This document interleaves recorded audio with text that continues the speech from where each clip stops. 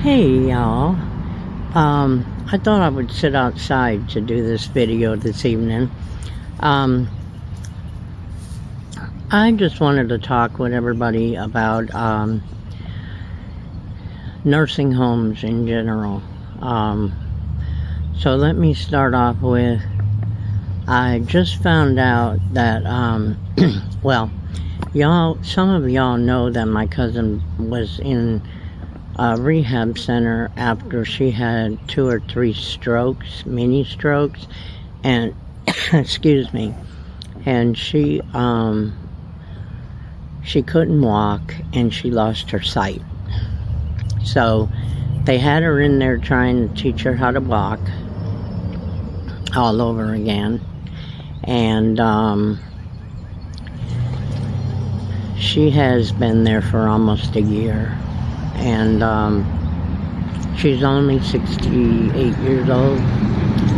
But anyway, make a long story short, they had therapists coming in trying to get her to walk for a while, or teach her how to walk again. And then after that would happen, they were going to send her to get surgery on one of her eyes, because they thought maybe they could get that repaired where she could at least see out of one eye. I'm trying to think if I'm leaving anything out, because it's I have to work up to what I want to tell you guys. She has kidney failure. She's had it for 2 years, so until she could either get kidneys from somebody who would match or whatever, she has to do kidney dialysis 3 times a week. So basically her kidneys are gone, and she can't walk and she can't see. Well, I recently found out that I guess one of the nurses or one of the nurses' aides had come in there to change her diaper.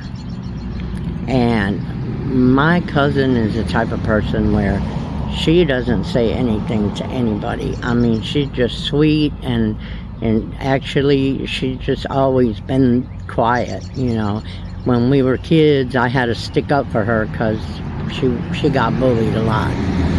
But this nurse changed her diaper. And I don't know what made her do this, but she threw the diaper at my cousin's face. And she said something nasty to her. I can't even repeat it. And so her boyfriend happened to tell me about it. She didn't, because I used to be crazy in my younger years, I guess. She was afraid I would go fly down there, but because this happened in Orlando. That's all I'm going to say. I'm not going to name the place or her name, but I wanted to touch base with you guys because when I was young, I worked in a lot of nursing homes, and I was activity director. And I quit because I seen things that people were going through that made me sick to my stomach, basically. Oh, hi there, Marcus. I love you.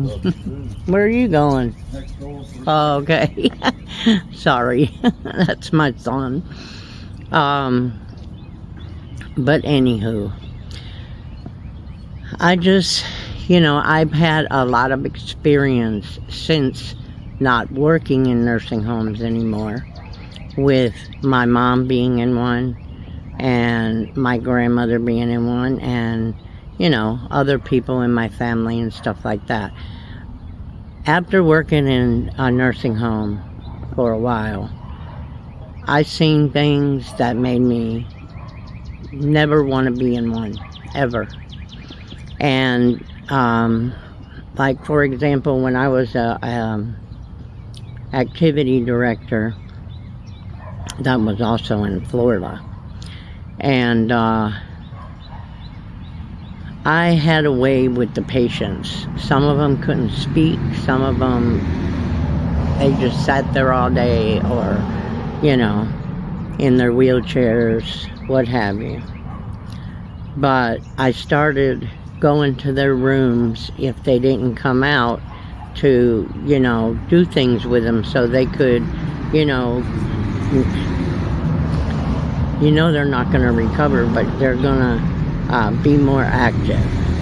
So when I went to this one lady's room, she was laying across her bed on her stomach with the wheelchair still attached to her. And I guess she was tired. She wanted to lay down. Nobody would come to her room to help her lay down. So she just did the only thing she thought she could do. And she was I almost lost my job that day because I went and I cussed some people out. You just don't treat people like that.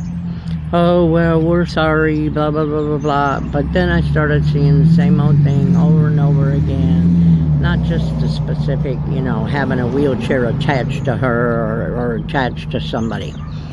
But then there was people who were coming in there like the way my cousin went in. She went in just to get rehab for her strokes to try to teach her how to walk again and, so she could go home. Well, when she went in there last year, I don't know, I just knew that they, something was going to happen, she wouldn't go home. But her boyfriend started telling me stuff like she can't see the buzzer, to buzz them, and so he would go there almost every day. If he didn't, I don't know what would have happened, but he went there every day. And one day he went there and it was like mid-morning or something, and she still hadn't eaten because the people who brought her food put the tray there and she couldn't see the food to eat. Okay, so somebody was supposed to be responsible for coming in there and feeding her. After that, he just came and fed her himself because he was afraid that something was going to happen to her. She had been losing so much weight, but he didn't dream that it's because she wouldn't eat or, they wouldn't feed her. So, to make a long story short, I had written a story 20 years ago when I left the nursing home that I worked in. And it was called Beyond the Shiny Glass Doors. I never got it published. I still have it in my briefcase along with some other things I was working on. And I do need to get that finished up because, but I did try to publish things in the newspaper and stuff like that. Nobody would do it. Nobody would do it. Of course, this was a small town in Florida.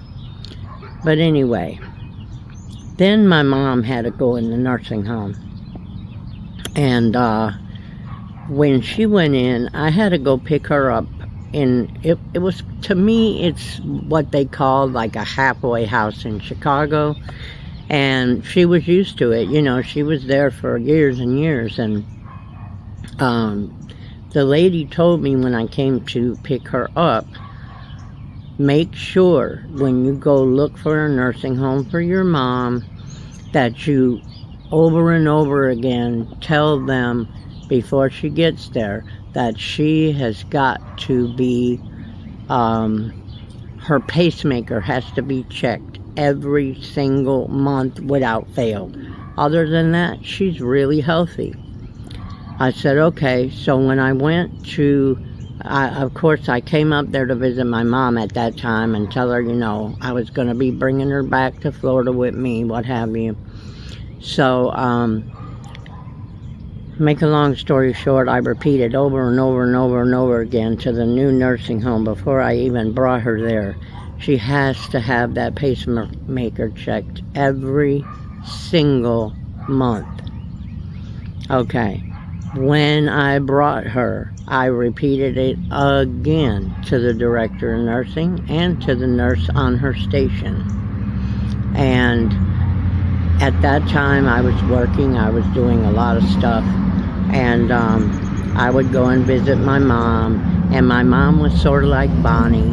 She wouldn't complain about anything. She just, whatever, as long as I'm here, they gave me a place to stay,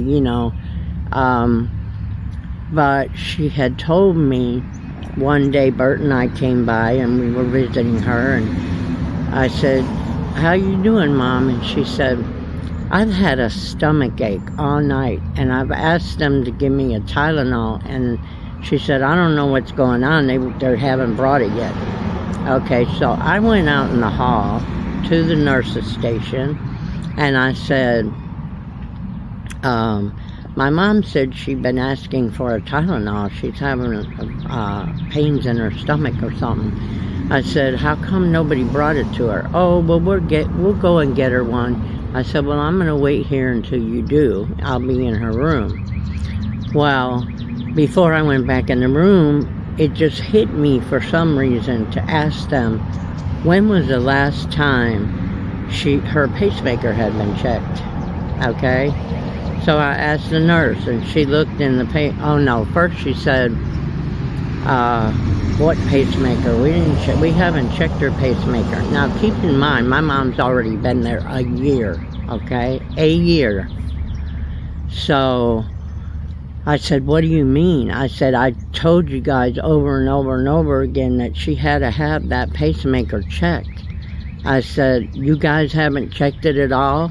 "Well, no, nobody told us we had to." I said, "Did you read the paperwork that came with her? Because it was on there." "No, I don't know." I just kept getting him and haws. So what I did is, once I left there, the next day I called a cardiologist I knew there, well, out in Florida where we were. And I told him what was going on. He gave me an appointment to bring my mom in. Now, my mom had 2 pacemakers. This was her second one. So I told the doctor, I said, I told them over and over again that it was imperative that they check her pacemaker. And I thought they were doing it, and I told them the story.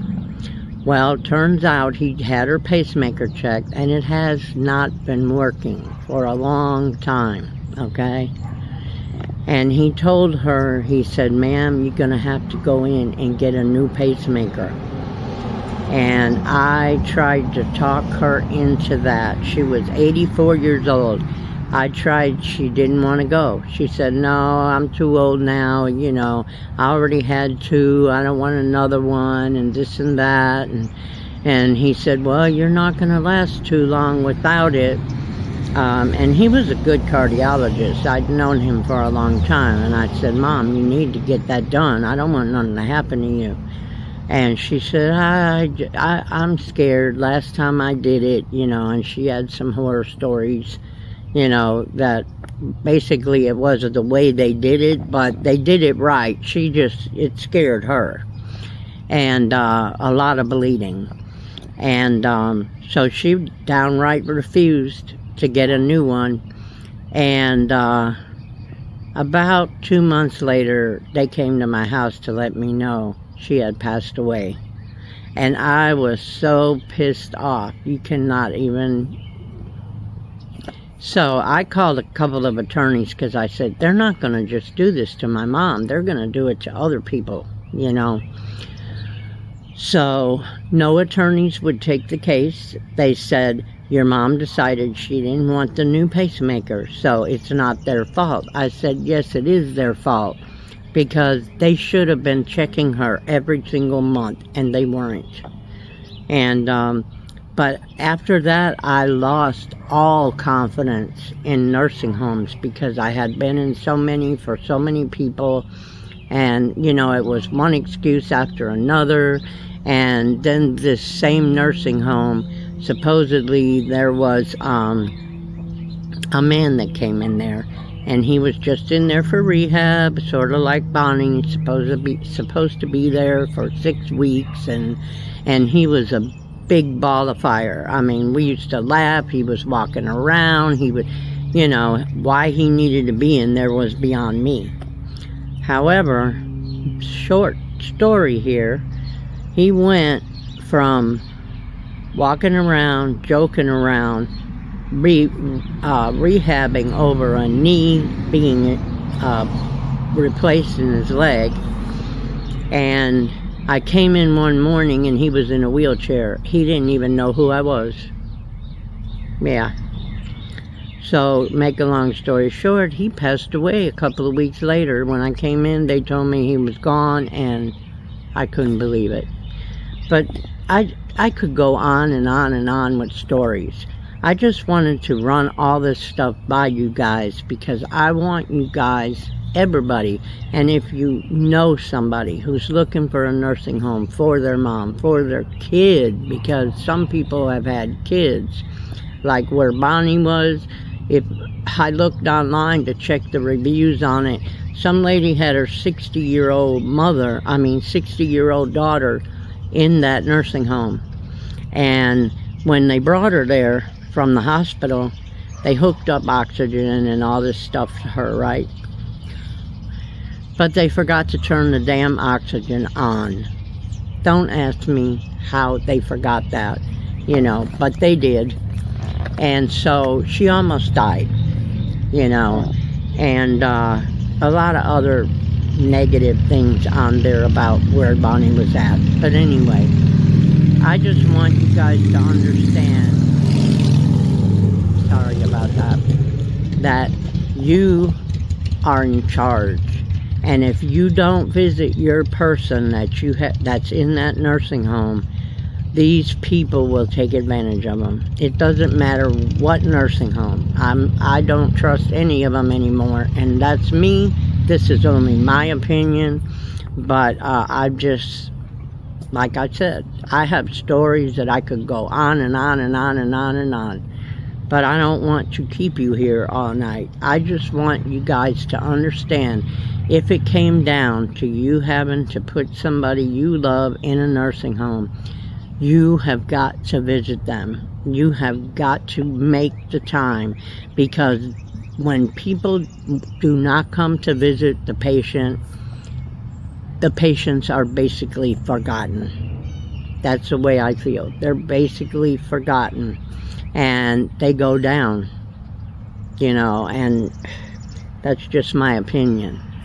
So, always check 2 or 3 different places. Ask them how they deal with things, depending on what the person has or whatever. Get a copy of their menu and stuff like that. It's hard for everybody when somebody has to go in a nursing home. It's hard enough just to think about having to put them in one. And to worry about other things is even crappier. But unfortunately, that's the way it is. Nowadays, there is some care at home that you can give your relative or your friend even. As long as it's a friend or a relative, they will pay you to take care of your relative, all right? And it's somehow through the government, somehow through disability or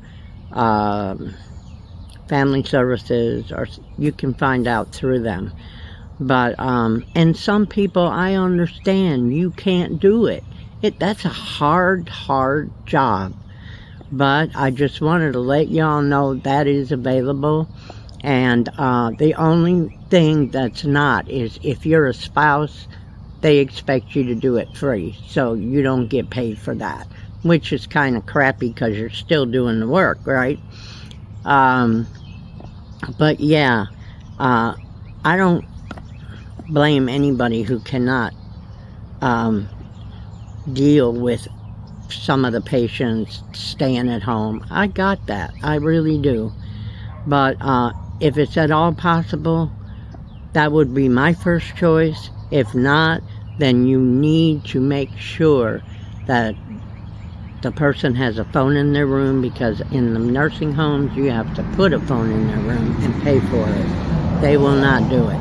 There's usually not any phones in there. It doesn't matter whether it's a Medicaid, Medicare nursing home, or private insurance in a nice resorty area, it does not matter. So, just from my heart, I wanted to explain all this to you. If I do get a chance, I might, on my other channel, Dear RV Butterfly, I might start reading the story. It's not all that long, because, I didn't make it all that long. But, I may, because, I forget about a lot of things that happen. But if I go over that story, it kind of makes clearer what I'm saying. But, I felt it was important because we all want to trust people to take care of our loved ones. Even hospitals mess up, and people are human. They make mistakes. I got that. But sometimes you can make a mistake over and over and over again. And when you do that, it's usually because you're not paying attention to what you're supposed to be doing. And when I lost my mom, I tell you, it was a blow. It was a big blow. And I think it was worse for me because I knew that if these people would have done what they were supposed to do, she probably, if it was earlier in the year when she got there, she would have probably went ahead and had it replaced. I think she would. And like I said, she had nothing else wrong with her. She didn't have any diabetes. Her blood pressure was, I don't think she had high blood pressure till she got to the nursing home. And they put her on medication for that, and it regulated it. And other than that, she was blind too. She was blind because when she was about 72 or so, I tried to get her to go get get laser surgery on her eyes, and she said, no, I'm not going to let them do that. And I kept trying, but she didn't do it.